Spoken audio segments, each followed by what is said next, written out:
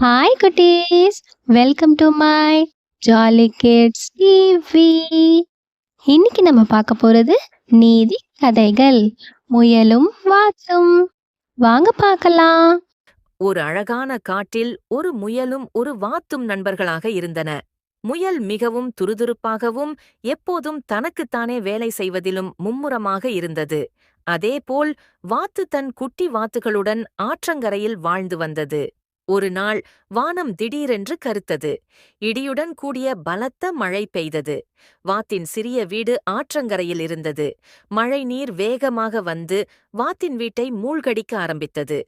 வாத்து பயந்து போய், ஐயோ, என் வீடு மூழ்குகிறது, எங்களுக்கு யாராவது உதவி செய்யுங்கள் என்று கத்தியது. வாத்தின் குரலை கேட்ட முயல் உதவிக்கு சென்றது.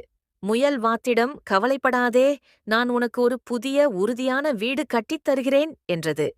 முயலும் வாத்தும் சேர்ந்து அந்த மரக்கட்டைகளை ஒன்று ஒன்றாக எடுத்து அழகாக அடுக்கி ஒரு புதிய மர வீட்டை உருவாக்கின. இப்போது அந்த வீடு மிகவும் உறுதியாகவும் பாதுகாப்பாகவும் இருந்தது. வாத்தும் அதன் குட்டி வாத்துகளும் மிகவும் மகிழ்ச்சியடைந்தன.